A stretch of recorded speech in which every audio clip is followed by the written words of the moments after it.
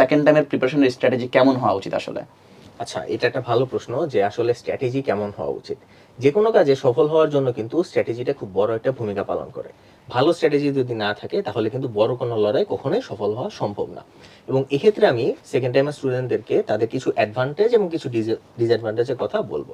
যেমন তাদের অ্যাডভান্টেজটা হচ্ছে তারা কিন্তু অলরেডি বইটা পড়ে ফেলেছে। তারা তাদের সিলেবাস সম্পর্কে জানে এবং তারা জানে যে ভার্সিটিগুলো কিভাবে প্রশ্ন করে এবং পরীক্ষার হলের যেই সিচুয়েশনটা এটা সে একবার ফেস করে এসছে। এটা তার জন্য একটা বিশাল অ্যাডভান্টেজ। সুতরাং তার মানসিক প্রস্তুতির জায়গাটা কিন্তু ঠিক আছে।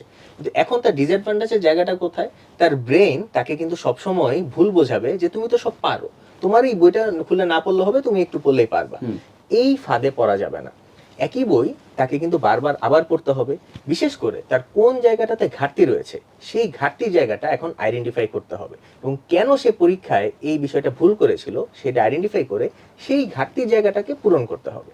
সে যদি এটা ভালোভাবে করতে পারে তাহলেই কিন্তু তার প্রিপারেশন জায়গাটা অনেকটা কাভার হয়ে যাবে। এবং পাশাপাশি এত দীর্ঘ সময় যেহেতু রয়েছে, এই সময়টাতে সে যদি কমপ্লিট প্রিপারেশনটা নিতে চায় তাকে ছোট ছোট ভাগ করে প্রস্তুতিটা নিতে হবে। যে এই দিন আমি এটুকু পড়বো এবং এটার উপরে আমি আমার পরীক্ষাটা দিব। আমি প্রশ্ন ব্যাংক পড়বো, টপিক পড়বো, কনসেপ্ট ক্লিয়ার করবো, তারপর এটার উপর পরীক্ষা দিব। এক্স্যাক্টলি, একটা গাইডলাইনের মধ্যে থাকা। প্রতিনিয়ত সে যদি এই স্ট্র্যাটেজির মধ্যে থাকে এবং নিয়মিত একটা গাইডলাইনে থাকে সিনিয়র কারো যে তাকে দেখিয়ে দিবে কিভাবে পড়তে হবে এবং তার পরীক্ষাটা নিয়মিত ভালোভাবে এভালুয়েট করবে, কোন জায়গায় সে এখনো ভুল করছে সেটা ধরিয়ে দিবে, তাহলে ইনশাল্লাহ তার প্রস্তুতিতে কোনো ঘাটতি থাকবে না। আচ্ছা, সো আরাফ ভাইয়ের যে স্ট্র্যাটেজি আছে সেটাকে যদি আমি সাম আপ করি, বিষয়টা ঠিক এরকম যে তুমি অলরেডি তোমার যে পড়াশোনা আছে সেটা সম্বন্ধে একটু জানো, তোমার আইডিয়া আছে। তোমার দরকার তোমার যে ভুলগুলো আছে সেগুলোকে আইডেন্টিফাই করে সেগুলোকে সমাধান করা।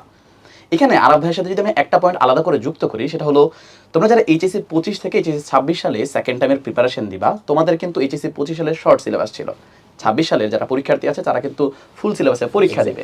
এক্ষেত্রে 26 সালে যে ফুল সিলেবাস আছে সেখানে কিছু নতুন কিছু লেসন কিংবা টপিক অ্যাড হয়েছে যেগুলো কিন্তু তোমার আগের ম্যাটেরিয়ালস হয়তো ছিল না। সো ম্যাটেরিয়ালসগুলোও কিন্তু সেকেন্ড টাইমের ডেডিকেটেড হতে হবে, যেটা তোমাকে আসলে সেকেন্ড টাইমের প্রিপারেশন নিতে একদম কমপ্লিট যে গাইডলাইন আছে সেটা দিতে পারবে। অবশ্যই। এছাড়া তোমার যেহেতু পরীক্ষা নিয়েই আসলে মেইন সমস্যা, পরীক্ষার হলেই হয়তো অনেক সময় দেখা যায় তুমি হয়তো পড়েছো, সেটা পরীক্ষার হলে গিয়ে সেভাবে করে তুমি পারফর্ম করতে পারোনি, কিংবা তোমার ভাগ্য দোষেও হয়তো কোনোদিন তুমি অসুস্থতা কিংবা অন্য যে কোনো কারণে পরীক্ষার হলে পারফর্ম করতে পারোনি। সে কারণে সার্বক্ষণিক আসলে পরীক্ষার মধ্যে থাকা, সেটা জাস্ট অনলাইনে না, অনলাইন অফলাইন সকল জায়গায় আসলে পরীক্ষার মধ্যে থাকলে তোমার যে ভুলগুলো আছে সেগুলো কিন্তু ঠিক হয়ে যাবে। এছাড়া আমরা যেটা লক্ষ্য করি, অনেক শিক্ষার্থী কিন্তু ফার্স্ট টাইমে কিছু কিছু টপিক হয়তো মনে করে এই টপিকটা গুরুত্বপূর্ণ ছিল না, আমার সেই জায়গায় কনসেপ্টের কিছু ঘাটতি আছে। সো ওই জায়গায় কিন্তু কনসেপ্টের যে ঘাটতিটা আছে সেটাও পূরণ করা দরকার, যার কারণে কিন্তু একজন ইনস্ট্রাক্টরের কিন্তু গাইডলাইন দরকার, ইনস্ট্রাক্টর তাকে বুঝিয়ে দিতে হবে। সো এই যে ইনস্ট্রাক্টর বলি কিংবা পরীক্ষা বলি কিংবা সেকেন্ড টাইম ডেডিকেটেড ম্যাটেরিয়ালস বলি, সকল কিছুর সমন্বয়ে কিন্তু উদ্ভাসের পক্ষ থেকে সেকেন্ড টাইম ভার্সিটি খ কোর্স কিন্তু অলরেডি লঞ্চ হয়ে গিয়েছে।